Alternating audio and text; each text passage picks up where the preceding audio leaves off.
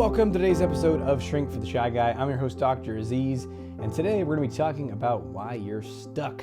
Part 3, actually reason number 3.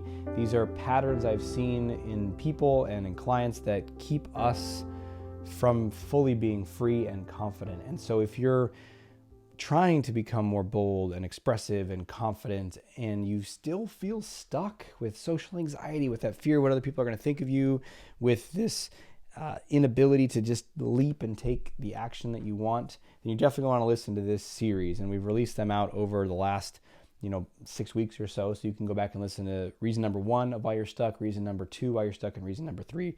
To quickly recap, reason number 1 that you're stuck is a lack of action.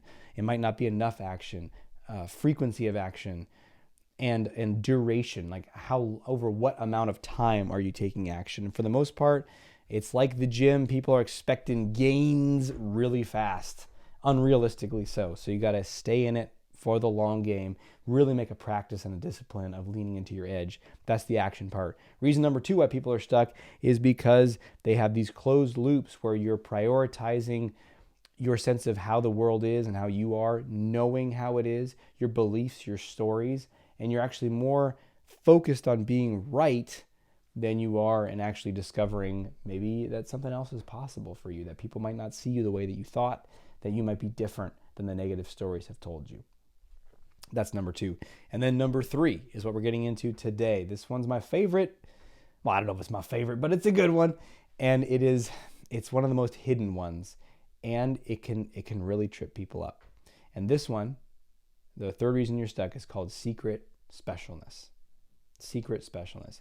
What that means is we all have a fundamental need to feel special, to feel worthwhile, to feel unique, significant. I matter, and there's things about me that are great. And there's nothing wrong with that. And anyone that tries to deny that, like, no, I don't have any of that, man. I don't have the ego. I transcended that. I'm like, okay. Let me watch you hang out around your parents and your siblings. Let's see what happens then, buddy. Right? So look, that's unrealistic, I think, for most people. And really the goal is like, how do I meet that need for specialness in healthy ways? How do I draw a sense of pride from bringing value to the world or to my family or to others? How do I have a more stable sense of significance and specialness that's not a roller coaster based upon accolades or social media approval and likes or pats on the back or attaboys or money or something that can go up and down quite a bit, and then I'm either great or I'm terrible depending upon the hour of the day. So a more stable sense of specialness. These are much more, I think, truthful and adaptive ways to look at it rather than some denial of like, oh, I'm beyond all that. And the reason those are important is because if we don't acknowledge the desire to be special and the need to be significant, then we're going to meet it, and we often meet it unconsciously. And so some of the toxic ways we meet it might be to criticize others heavily. And maybe you do it out loud, maybe you do it online. You got the barrier of your keyboard. You're such a tough guy behind the keyboard. You're a piece of dumb. Or most commonly for nice people is you do it in your head. So you're super judgmental, but you don't tell anybody that because that's not nice. But it doesn't stop you from doing it, right? So why are you tearing people down in your mind? Why are you being super critical?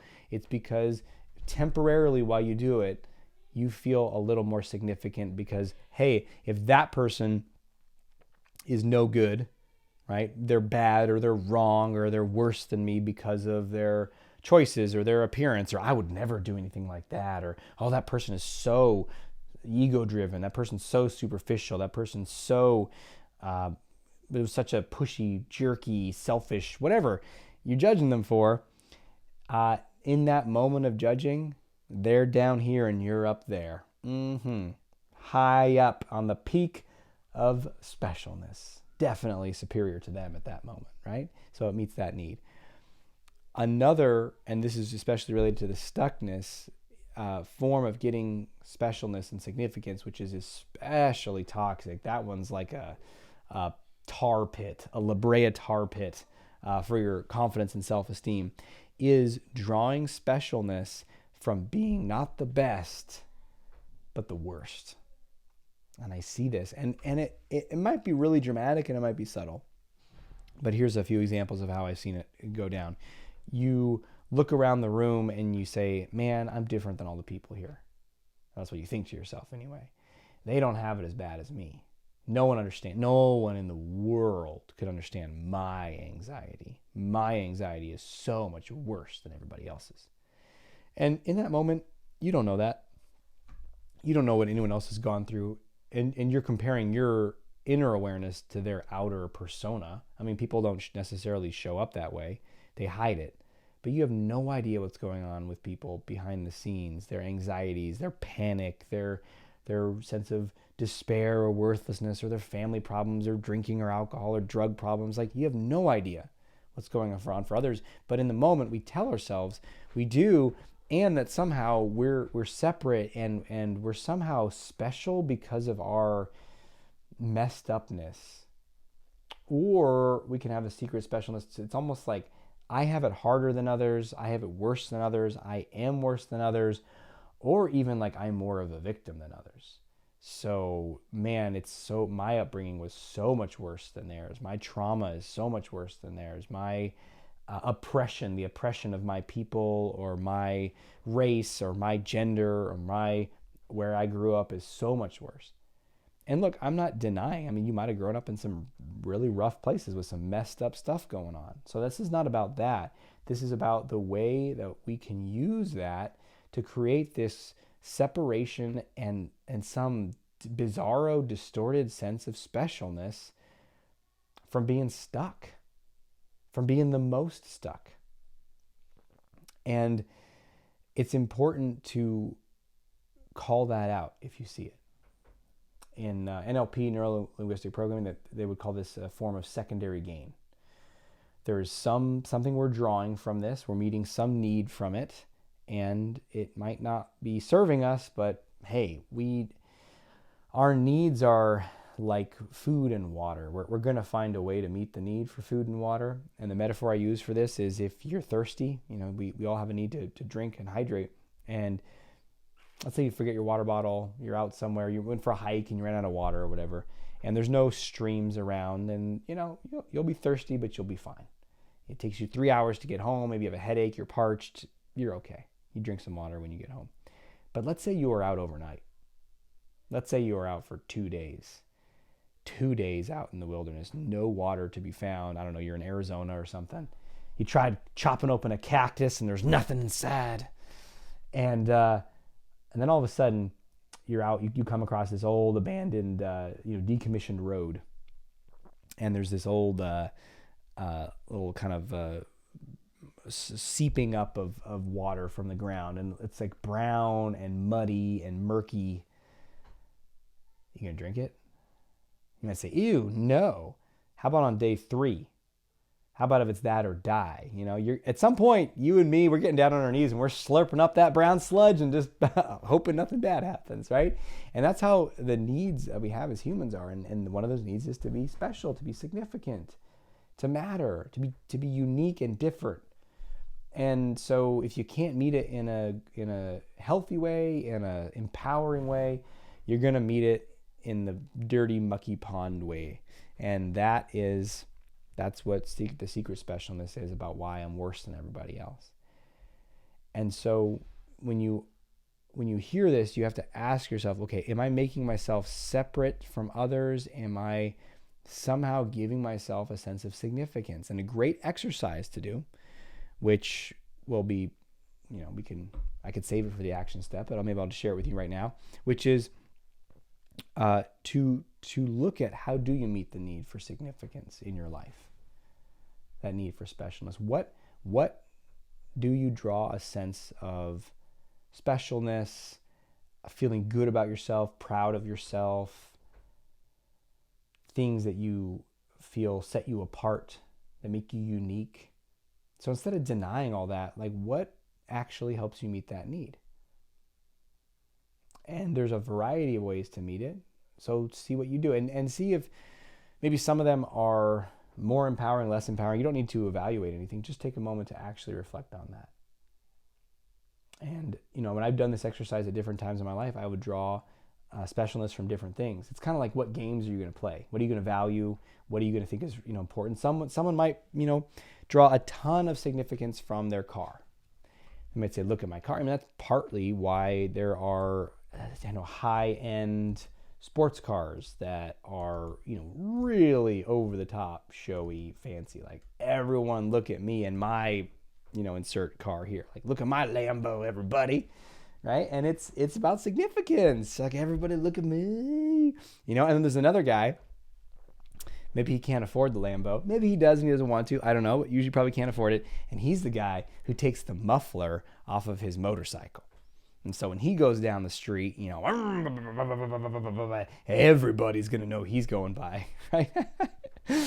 And no, he probably can't afford a Lambo. That's why he's doing that. But anyway, he's still going to get his significance, baby. And you can say one is better and one is worse. I don't know. It's all the same, right? It's all how do you do it? And you might judge that person like, oh, look at him and his Lambo trying to get significance. Where are you doing that? I mean, because we're all doing it. And it's funny whenever I hear, someone who's done something with their car where it's loud AF and everybody hears it and they drive by and it kind of hurts my ears. I'll be like, look at me. And not, obviously they can't hear me, but it's just to whoever's around me or myself. I'm like, look at me. Look, everybody, look at me. Look at me. And it's just a fun way of pointing out and being playful about that desire for significance. But what is it? Is it your possessions?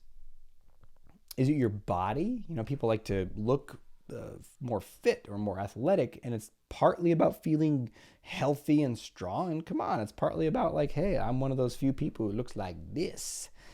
And maybe it's your clothes, right? Your makeup or your style or your watch. My kids are really into watches these days, especially my 9-year-old. And I remember when I was his age, I was super into watches too. I think I tell a story in my book, On My Own Side, about when I was in India with my dad getting a fake Rolex and how cool that was to have a fake Rolex. The crown, the Rolex crown symbol actually fell off on my flight home and settled down near the 6 on the clock face. And I was like, no, my ticket to significance. Oh. But anyway, they're into watches, and they ask me questions about all kinds of watches, and they mostly want like sporty ones. My 9-year-old wants an Apple Watch or whatever, but we got to talking about like fancy watches and nice watches, and he's like, well, how much will people spend on a watch? I'm like, I don't know. People could spend 20 grand on a watch easy. He's like, $20,000? And I was like, well, yeah, I mean, you could probably even get like a Rolex for like 80,000 if you want. And he's like, not as in him. I mean, he could someday if he wants. Right now, he's not that flush. But, I'm like, and he's like, what? Why is it $80,000? Does it have like really precious metals in it? And I was like, I don't know. I don't really know that much about Rolexes. I'm like, I don't, maybe some of them do, but those are probably even more. I think the ones that are 80,000 might even just not have any, maybe they have a little gold in them. I don't know. And he's like, wow. And why? Because when you flip up your wrist and you got that 80,000 bling jangling, you are telegraphing significance, baby. All right, so we all have our ways. And what are yours? There's also ways to get significance that are less about a thing or a purchase and more about who you are and how you show up. And I found that for me over time, that's where I naturally draw a lot more significance. So I definitely draw a deep connection and love as a dad and a sense of like significance. I feel I'm special, not necessarily to everybody, right? Like no one else might care about that, but to them, I am very significant. And that feels deeply fulfilling and nourishing. To my wife, Candace, I'm very significant. I am significant to the clients that I help. I matter in their lives, and that feels really good. So I found that when I draw my significance from something about the way I'm showing up and what value I'm bringing in the world, it tends to be a really good, strong, it's like good burning wood as a fuel source versus gasoline or something, right? It lasts a long time. It's very stable. It's not based upon, something that might be out of my control ultimately, like how my face looks, or maybe things that you might think are in your control, like how, can you buy the fancy car? But to me, that feels like that's going to come and go. And what endures is, what I offer and what I give and what I create. I think the more I've gotten in touch with my strengths and my wins and what I'm good at, I draw a sense of significance from that. I feel really proud of and content with and happy with my ability to create things, to write books, to communicate like this with you, where I can sit down and just speak and I know that I have an effect on people when I do that. So really owning your strengths. And with clients that I work with who chronically diminish their strengths, which is a part of social anxiety and low self-esteem and low confidence, it's a double whammy, because not only do you lower your confidence, but you don't let yourself feel a beautiful source of significance that's right there, which is your strengths and the value that you bring. So I gave a number of examples. Let's turn this into your action step now. Your action step is going for you to actually write this out. I'm going to encourage you to pull out your phone right after this episode, maybe get a old sheet of paper and a pen, old-fashioned styles, and write down what are 3-5 ways that I get a sense of significance right now. And then mark them. Does this feel like it serves me? Is it healthy? Is it unhealthy? And then specifically look, are there any ways that you get significance that are where you're the worst or it's the hardest for you, kind of like victim specialness? And if so, maybe I'm not saying you do that all the time, but maybe sometimes you notice it, or when you're in a more of a frustrated or upset state or hopeless state, you go there. Just name it, call it out. You don't need to make yourself wrong and attack yourself for it. Just say it like it is, because that's part of shifting that pattern. And it helps you choose something different and then start to acknowledge your strengths. And one other potential action step that I highly recommend you take is, if you've not listened to my book, 100 Wins in 100 Days, go check that one out. That one is so powerful. Actually, it's a very short book. I actually honestly wrote it for clients that I work with, and I do almost every client suggest that they read it. But it's also available to the broader public, through Amazon and Audible. So I highly recommend that you read that, because as you start to acknowledge your wins, you will unlock a new level of significance, of healthy, long-burning significance that can really serve you in your life and get you unstuck and creating something new.